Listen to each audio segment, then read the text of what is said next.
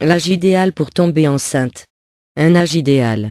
La plupart du temps, comme la plupart des gens, vous adoptez facilement la fonction de comparaison dont le seul but est de faire une analyse pour obtenir une conclusion qui vous paraît favorable.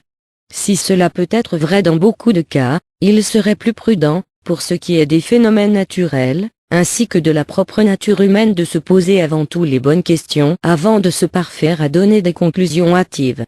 Si l'on devait se pencher pour un âge idéal pour ce qui est de tomber enceinte à notre époque, la première chose qui viendrait à l'esprit serait de mettre en avant tous les facteurs sociaux tant positifs que négatifs afin de déterminer les avantages et les freins possibles et plausibles pour mener à bien une grossesse.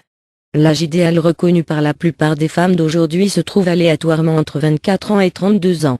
Qu'est-ce qui justifie cette fourchette d'âge? Beaucoup de choses. Les 3 premiers facteurs déterminants.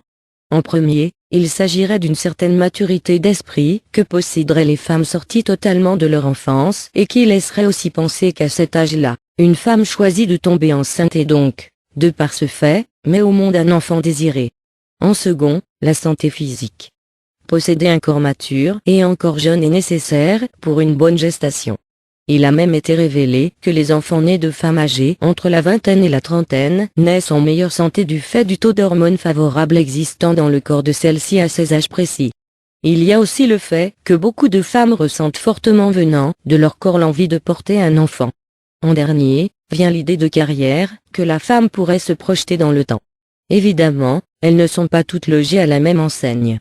Cependant, quelle que soit la fonction du moment, il est plus qu'évident que certaines sont plus dérangeantes que d'autres et que le choix d'avoir un enfant se pose avec le souci de continuité dans la vie professionnelle. Il n'est aussi pas rare d'entendre dire que certains patrons refusent d'embaucher des femmes par peur du congé maternité. Il faut donc savoir peser le pour et le contre afin de déterminer ses intérêts et la nécessité de vivre une vie de femme accomplie.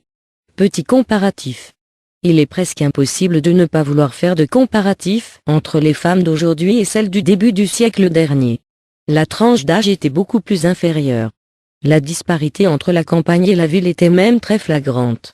La contraception n'existait pas et seul le savoir des sages-femmes pouvait promettre une naissance, sans trop de complications. Dans certains registres, il n'est pas rare de lire que dans les campagnes, beaucoup de femmes étaient enceintes dès l'âge de 12-14e an. Dans les villes, cela variait entre 16-18e an.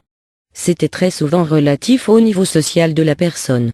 Ce qu'il y avait de certain, c'est que ces femmes n'avaient pas le temps de se poser de questions et se retrouvaient sur le fait à accomplir leurs obligations. Si la plupart n'avaient pas d'emploi, elles n'en étaient pas moins actives. C'est certainement par réaction aux difficultés qu'ont subi ces femmes et aussi grâce à la contraception qu'il y a cet entendement judicieux de pousser la maternité vers un âge plus serein. Il ne faut pas oublier que le corps de la femme a énormément évolué et que c'est un facteur à prendre en compte. Conclusion. Pour la plupart des femmes, le meilleur âge se trouve entre 24 ans et 32 ans. Entre le calcul des avantages sociaux et de toutes les obligations à venir, savoir à quel moment il est favorable d'avoir un enfant est une réponse qui ne se trouve que dans la tête de la future maman. Même si certaines repoussent cette possibilité à plus tard, mettant en avant leur carrière ou autre chose. Si faire un enfant est plus risqué en prenant de l'âge, une femme mûrie est certainement un gage de stabilité et de responsabilité beaucoup plus certain et beaucoup plus favorable dans la plupart des cas.